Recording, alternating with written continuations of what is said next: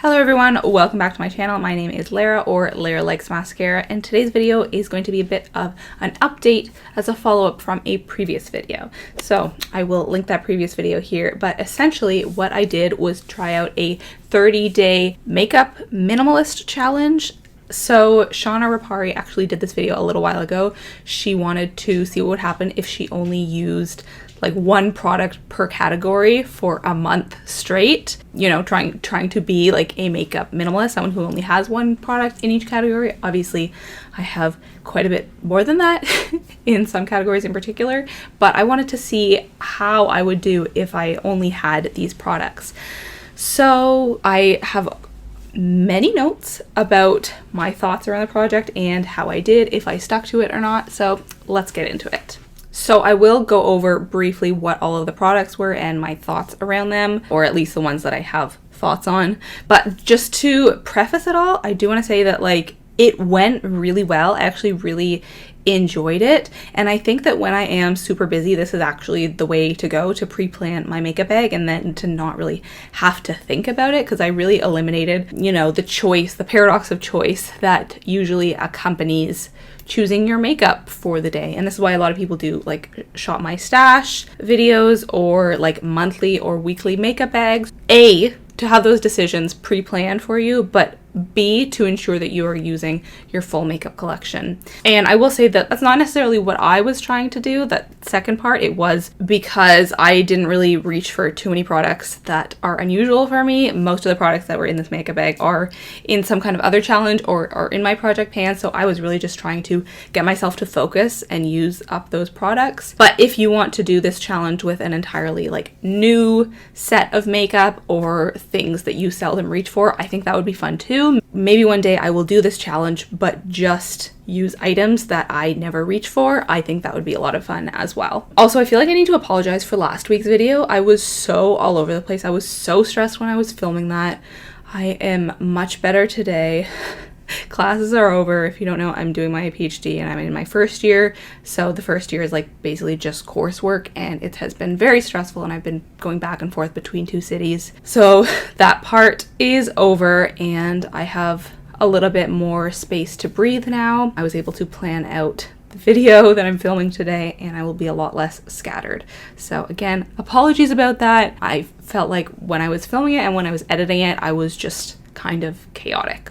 But let's get into today's video. So let's first talk about if I finished any of these products or hit pan. I did finish one item. This was a bit unexpected, but I was fairly close to finishing it, so not entirely out of the blue. This is the Urban Decay All Nighter Makeup Setting Spray. This is a small size. It's a mini, so it didn't take me that long to finish up. I actually don't know when I started this, but it can't have been more than 6 months, I want to say. I don't usually use makeup setting spray on a regular, like everyday basis. I only really use it if I have like a night out or I need my makeup to last for a long time. But because I had this in the challenge, I was pretty much just reaching for it every day. I don't know what it's supposed to smell like. It smelled kind of funny to me. I do have a backup of this, so I will be able to see if it was supposed to smell like that. This does say that it has a 6-month expiration date, which I've talked about before, so maybe it was going bad. Either way, I'm glad that I finished this off, and you will see this in my next empties video. Also, I thought that I was going to hit pan on one product, but unfortunately I did not. So this is the blush quad, well, really face quad that I was using this month. I really only had the 2 blushes in the project, but I, you know, sort of said I will let myself use the highlight and the bronzer if I'm really feeling like I need an extra, because I do have a bronzer and a highlight in the project. But can you see there's a real dip in that blush there? I don't think it has a name, but you can see that I have more use out of this one, and I really thought that I might be able to hit pan on it, and that's probably going to be my goal for the future, but I didn't manage to get it for this round.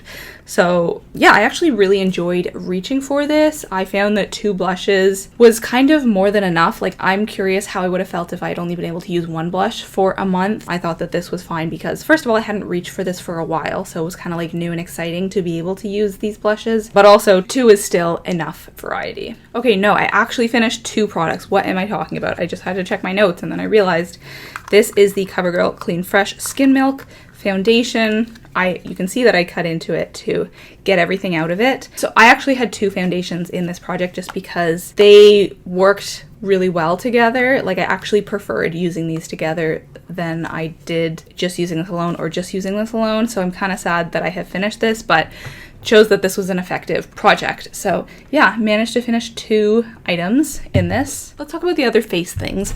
So this is the Laura Mercier loose setting powder. This I have been using, and only this, for like the past year or so. So nothing to report about that. It was the same as always. This is in my project pan. I will show you what we're at. Maybe we can compare it to the state it was in before this project. I feel like I've gotten a lot of use out of it. Also, since I finished my Tarte foundation, I've been using this more because that Tarte foundation was just like so dark. I didn't really need much bronzer, but now the foundation I'm using is much lighter. So I use this to give me a bit more color, and especially as it is going into the springtime. Lastly, of the like big exciting face products, I used Orange You Glad. I hadn't reached for this since last summer, so it had been a very long time. I was very excited to use it. So I actually did use only this palette for the entirety, except for today. Today's the one day that I actually pulled in another color, and it's because it's like I just finished the challenge. It's just been 30 days, but I really enjoyed using this. I felt like I was able to be fairly creative with it. It helped me sort of also realize the restraints or restrictions of this palette. It is all orange, so there's really only so much you can do. There are some days that I would have loved to be able to pull in a brown or a red or a yellow like today, because though these do look very different, like they're all very different colors, you seemingly don't have any duplicates. Some of these colors are super similar. So that color down there, though it looks like a brown, it's actually an orange. It's a similar color to, I would say, like that one. This one here, though it looks like it's a crease shade, it's actually a bit darker. It's, you know, it's just like an orange. So let me see if I can swatch some of these. I'm really not great at swatching, so don't at me. So those middle shades are kind of similar, and that brown color is actually really more of an orange. They show up kind of similarly on the eyes, and there's really only so many orange looks you can do. Actually, by this last week I was kind of getting a little tired of it. Just yesterday I was like looking through my saved folder on Instagram for inspiration of orange looks to do, and I was like, I've done all of these. Like there's only so many variations. You can do like a shimmer in the inner corner and then an orange in the outer half. I did that quite a few times. You can do one of these colors as a liner. That is what I did today with a yellow shade that I pulled in from this Yes Please palette. That yellow one there. You can do 2 different oranges. I did that sometimes. I actually one day did like a pink in the outer half and an orange in the inner half, or vice versa. You can do a shimmer all over the lid. Like there are things you can do. I've named like 5 or 6 ideas, but that's pretty much it. You can do like a gradient orange color from like lighter to darker. Yeah, so really enjoy this, but I think in the future I will just prefer to be able to use this with reds or yellows or whatever. I'm forgetting a couple of things that I did. So sometimes I would use that in the crease with a liner.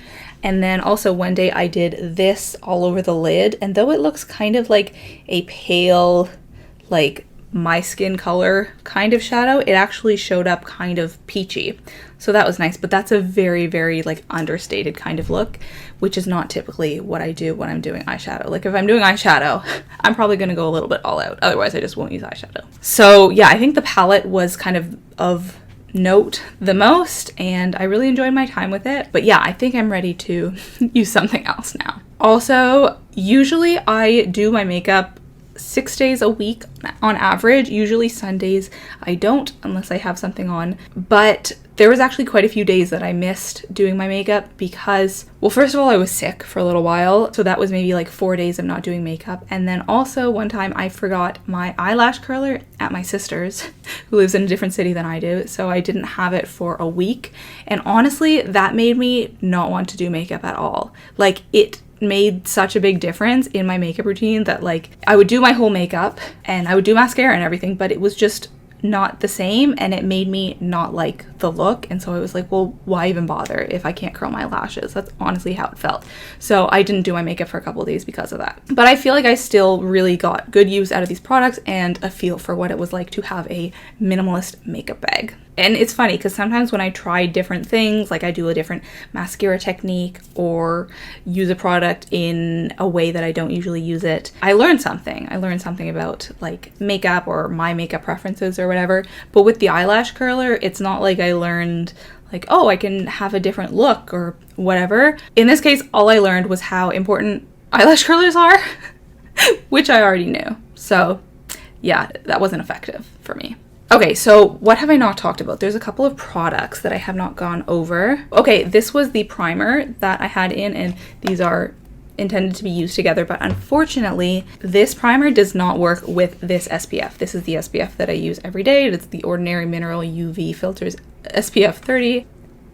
They don't work together. So essentially what happens is I use this, I let it sit for a while, and then I try to put primer on top, and it rubs away the sunscreen. I don't know how else to describe it. Wherever I put the primer on my face, you can see the sunscreen moving, and it not only does it remove the sunscreen, but it also makes a mess of the area where I've just put the primer. So I tried it a couple different ways. I tried like leaving this for, hours and then applying the primer. No matter what I did, it always looked bad. So I can't use these together. It works well with the Supergoop Play sunscreen, so I'm just gonna have to keep that in mind. If I want to use this, I'm gonna have to use it with this. But as a result of that, because I was mainly using this month, I actually kept this at my sister's, so I didn't even have the option to use it. I wasn't really able to reach for this very much, maybe a handful of times. In terms of the NYX highlight, so this is in my project pan and I just forget to use it, and so I include it in the project to incentivize myself to use it. But still, some days I would forget. I would do my blush first and then I would go to use my highlighter, and I was like, ugh, I forgot to do it before my blush, because this does not work well with powder blush underneath. You have to apply this before applying the blush, and it's just ingrained into me to use blush first. So that was a challenge. I've been getting better, but yeah, it's still difficult. This is the liner I was using. I did get kind of tired of this some days. When I wanted a more bold look, I really wanted to use like a black liner. So there were a couple of days where I did reach for my Urban Decay black liner, just for a, if I was going out or something like that. This just doesn't really pack enough of a punch for my liking. Especially if I am wearing eyeshadow, I find that my lashes don't look as bold somehow if I'm using brown liner. I don't know, but yeah, when I'm wearing heavy eyeshadow, I also need to be wearing heavy liner. This I'm still using as a brow gel, this mascara. I highly recommend trying that if you haven't. This is the MAC Pro Longwear Concealer. This is the only concealer in my collection, so this is the only thing that I've been using in that category for many, many months now. That was no change. This is the MAC Painterly Paint Pot. Again, this I have been using, and only this, for quite a while, even though I do have some other options. I just like this one best. This mascara, this was not the only mascara I used this month, I will admit to that, because as much as I do love this mascara, I think it's great, it's not like the most bold volumizing mascara in my collection. So sometimes, again, when I had like a party or something like that, I would use this first, but then I would also use it in tandem with this CoverGirl So Lashy mascara, which I just find is more like it just offers me more. This is one of the like best in terms of lengthening and volumizing, in my opinion. I'll show you the different brushes. I do think that that is part of it. So the one on the right is just a little less volumizing. It does offer more of a natural look, whereas the So Lashy, it just really separates and volumizes, I find. And I do tend to like brushes better that do offer that like very individual separating look of the brush. Hopefully I'm explaining that well. But yeah, so I did use these together quite a few times. And also, when I was filming this video originally, it didn't even occur to me to also incorporate one mascara which was non-waterproof, because the majority of mascaras in my collection are waterproof, just because that is what works best on my lashes. That is to ensure that they don't fall. But also, I have found that in this era of wearing masks, especially in the winter, if you wear a non-waterproof mascara and you go outside, you just get mascara absolutely everywhere. So on days where I know that I am going to be outside, like pretty much at all, and wearing mascara, I do always go for a waterproof mascara just to ensure that I don't have mascara all over my face. And that has been the case for the past couple months. Like there's pretty much been no days where I have not gone outside, and so I always reach for waterproof mascara. But in the past 2 weeks, because things have gotten a little bit less busy, there have been days where I haven't gone outside, but I have worn makeup, and for those days I just prefer to wear non-waterproof mascara. It's a bit less work. So I did use this Milk makeup mascara a handful of times this week, and maybe once or twice last week, just because I didn't need to go outside. So hopefully I explained that well. I haven't heard anyone else talking about this and like the issues with wearing non-waterproof mascara outside, particularly in the winter while wearing a mask, but I can't be the only one who has this issue with mascaras. Okay, and then lastly, lip products, if I can find it. Yes, okay. So this was the main lip product that I was hoping to get use of this month. Also this one, but I honestly probably reached for this twice. I find it so difficult to wear lip gloss. It's just not part of what I do. I couldn't force myself to do it. I've gotten quite a bit of use out of this, so let's compare it to last time. I don't have that much left, although this past week or two it really felt like it was not going down at all. So that was a bit frustrating, but I am trying my hardest because I'm kind of at the point where I'm like, the smell of this I'm not into anymore. The feel, the look, like I just want to finish it off. I just want it out of my collection. So hopefully I'm able to pan it before I just get too fed up and declutter it. But I'm happy with my usage on that one. Oh, and I'm wearing this Bite lipstick today. So though I did get a lot of use out of this L'Oreal one, I didn't use it when I had like a party or when I was filming or something, and I sort of anticipated that that would be the case because I don't love how this looks on me, so I had no intention of doing that. So that is actually it. Those are all of the products that were in my 1 month minimalist makeup bag challenge. I think that's kind of a long title, but that's what I'm calling it. I guess in the end, I didn't stick to this super strictly, but I had kind of anticipated that. I think I said in the first video, like, if I feel like I really need to incorporate something else into my makeup look, then I will allow that. That is fine. You can let me know if you think I failed. I think I mostly kept to it, but I did bend the rules a little bit. I would definitely be interested to do this again in the future, as I said before. And in terms of where I go from here, I think a lot of these products I will keep using on an everyday basis. Like this is the foundation I'm using every day. This is the concealer. I'm still gonna try to use up this highlight because I really just need to get in the habit of using it before blush. Still gonna use this eyebrow duo every day. Oh, I don't even think I mentioned this, but this was the eyebrow duo that I was using. So yeah, all of the kind of non-exciting products I will continue using on an everyday basis as I was before. In terms of blush, I really do want to hit pan on that blush, but I have a couple of blushes that are on my chopping block that I need to decide if I'm keeping or not, so I should also prioritize getting some use out of those before filming my next chopping block update. I do need to make a decision either way. And in terms of eyeshadow, I have neglected my Panlo's eyeshadows because of this project. So there are 5 single eyeshadows that I really need to get some more use out of, decide how I feel about them.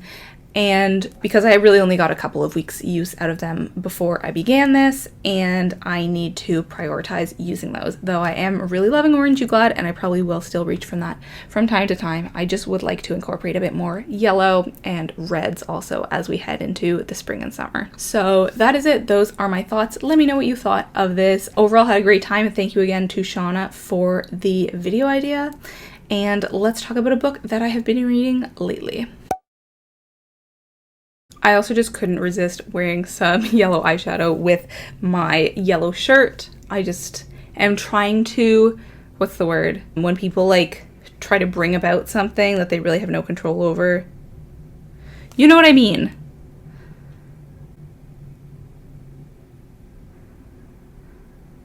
I don't know what the word I'm looking for is, but you do, or the screen does. Manifesting came to me right after. Manifesting. I'm gonna manifest it. But yeah, let me know if you like this eyeshadow look. I'm kind of into it, but it's not super dramatic. I think I would prefer to use like a black liner and then on top of that an orange liner and then the yellow. But yeah, I was just having fun playing around with yellow.